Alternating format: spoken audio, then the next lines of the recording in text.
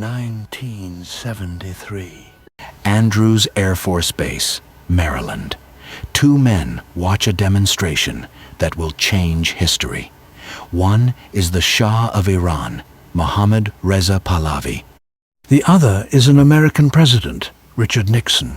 Before them, two of the most advanced fighters ever built, the F-15 Eagle and the F-14 Tomcat, perform their aerial ballet. The Shah is impressed by both, but something about the F-14 catches his eye. Its variable sweep wings, its raw power, its presence. He places an order for 80 units, the largest export deal in American history. 9 years later, those same fighters would be battling Iraqi MiGs over the Persian Gulf. And the world would discover something astonishing. The F-14's greatest combat record wasn't written by American pilots. It was written by Iranians. In the 1970s, Iran was America's closest ally in the Middle East. The Shah, Mohammad Reza Pahlavi, had a singular obsession: protecting his country from external threats. He'd watched his father deposed by foreign powers. He wouldn't let it happen to him. The threat was real. Soviet MiG-25s were conducting reconnaissance flights over Iranian territory, flying at altitudes no existing Iranian fighter could reach. The Shah needed an interceptor capable of engaging these high-flying intruders. The F-14, with its powerful AWG-9 radar and long-range AIM-54 Phoenix missiles, was the perfect solution.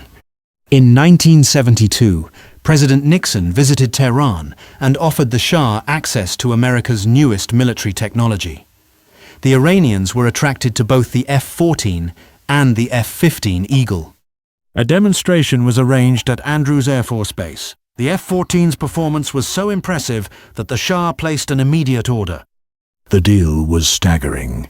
80 F-14 Tomcats, 714 AIM, 54 Phoenix missiles, and 10 years' worth of spare parts and engines. The total cost, nearly $2 billion. It was the most advanced fighter in the region. The first deliveries arrived in 1976.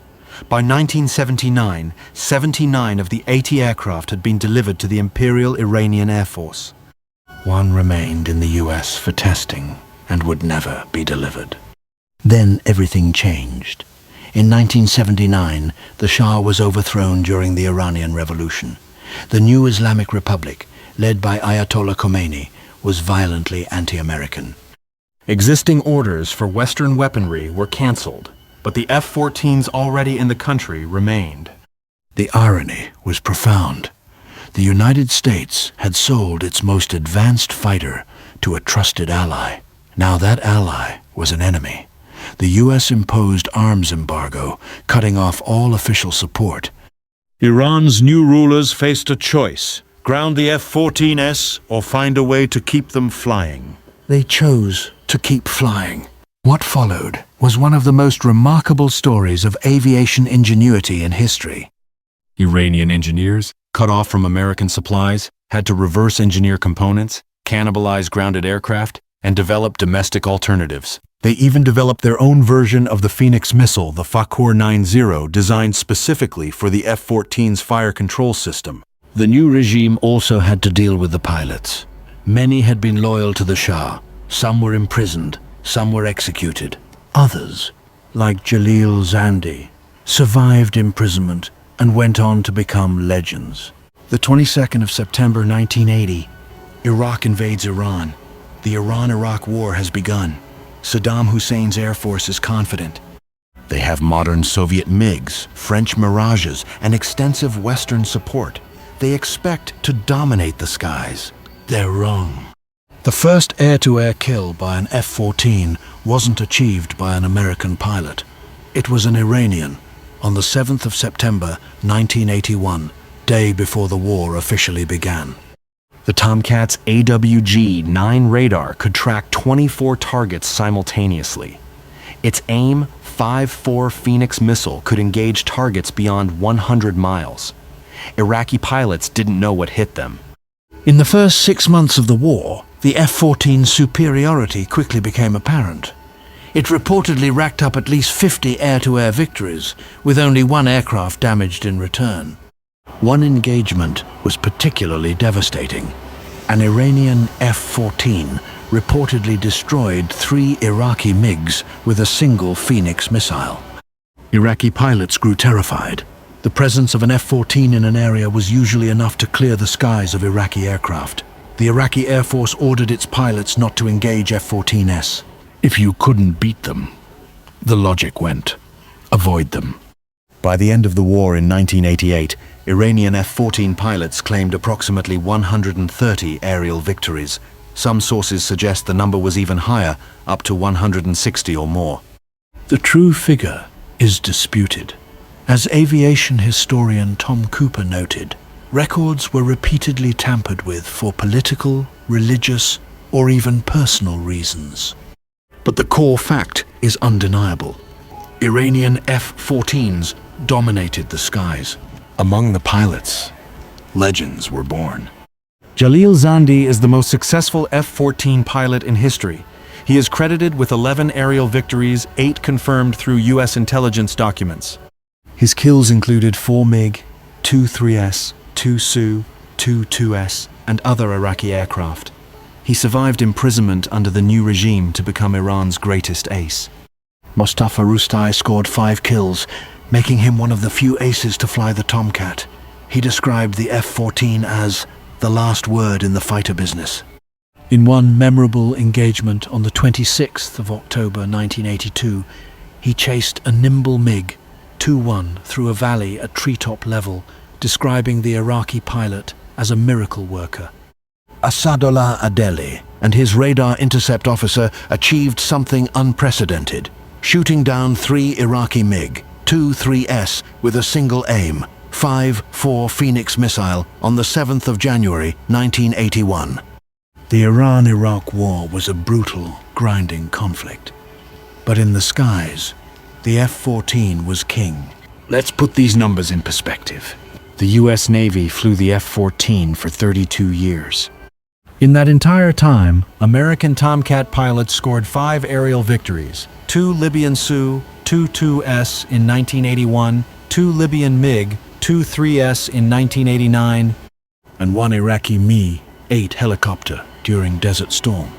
No American Tomcat driver ever became an ace. Iranian pilots, in just 8 years of war, claimed 130 victories. They produced multiple aces. They achieved a kill ratio that military planners could only dream of. Approximately 130 kills versus only 4 confirmed losses. The contrast is staggering. The F-14 was designed by Americans, built by Americans, and flown by Americans. But its greatest combat legacy belongs to Iran. Even more remarkable, many of the Iranian F-14s that fought in the war were operated by pilots who had defected, survived imprisonment, or navigated the treacherous politics of the new regime. They flew with no official American support. They flew with dwindling spare parts. They flew with missiles that were expiring. And they still dominated. How did Iran keep the F-14 flying? The story is as remarkable as the combat record. After the 1979 revolution and the subsequent arms embargo, Iran was cut off from all official American support. The US Navy, meanwhile, retired the F-14 in 2006. To prevent spare parts from reaching Iran through the black market, the U.S. Department of Defense took the extraordinary step of shredding the retired airframes. Thousands of components were destroyed. Iran was on its own. What followed was a triumph of ingenuity. Iranian engineers began reverse engineering components from simple tires to complex avionics. They cannibalized grounded aircraft to keep the best airframes in the sky. They developed domestic alternatives to American parts. Most impressively, they developed their own long-range air-to-air missile, the Fakor 90. The original American Phoenix missiles supplied in the 1970s had expired or been used up during the war. Iran's new missile was designed specifically for the F-14's fire control system, giving the aging interceptors renewed long-range strike capability. The F-14's AWG-9 radar also proved valuable. It was so powerful that Iranian Tomcats could act as mini AWACS, directing other aircraft during operations. The aging fighters remained a potent part of Iran's air defense strategy. Today, Iran remains the only nation on Earth that still operates the F-14 Tomcat. The exact number of operational aircraft is a closely guarded secret. Estimates vary, but military analysts believe roughly 24 to 40 jets are still airworthy. The F-14s are often featured in military parades and exercises. They remain a symbol of Iranian military resilience, but their age is showing. In recent years, Israel has claimed to have destroyed multiple F-14s on the ground during airstrikes. Iran appears to be replacing the storied Tomcats with modern Sukhoi Su-35 jets. The end may be coming. But after more than 50 years of service, longer than the U.S. Navy flew them, the F-14's final chapter is being written not in American skies, but over the deserts and mountains of Iran. The irony is almost too perfect. The most American fighter of all time, built to defend carrier strike groups, ended its career as the flagship of America's greatest adversary. What does the story of Iran's F-14s teach us? First, technology is not destiny. The F-14 was a magnificent machine, but it was the pilots, not the plane, who made the difference. Iranian pilots flew with courage, skill, and ingenuity against overwhelming odds. Second, war creates strange bedfellows. The US sold its most advanced fighter to a trusted ally. That ally became an enemy. Those same fighters later dominated the skies against a US-backed adversary. Geopolitics is unpredictable. Third, ingenuity matters. Iran's engineers kept the F-14 flying for decades with no official support. They reverse-engineered parts. They built new missiles. They did what experts said was impossible. And finally, legends are rarely what they seem. The F-14 is remembered as the star of Top Gun, an American icon, but its greatest combat legacy belongs to Iran. Sometimes the most remarkable stories are the ones we never hear. The F-14 Tomcat is one of the most recognizable fighters in history, but the story most people know, the Hollywood version, the American version, is only half the truth. The other half was written over the deserts of Iran by pilots who flew American jets for an enemy regime against an adversary backed by the same country that built their planes. They called their F-14s Persian cats. They called the Phoenix missile their fangs. And for 8 brutal years, they ruled the skies. The F-14 is retiring now, replaced by newer, faster, more capable fighters. But its legend will endure, not just in the movies, but in the memories of the pilots who flew it, the engineers who kept it flying, and the enemies who learned to fear it. The Persian cat had claws, and it proved that sometimes the most dangerous fighter isn't the one you expect. The F-14's story is one of irony and survival. Next time on Aero History, we explore another American fighter that found a second life in unexpected hands. The story of the F-4 Phantom in the skies over Vietnam.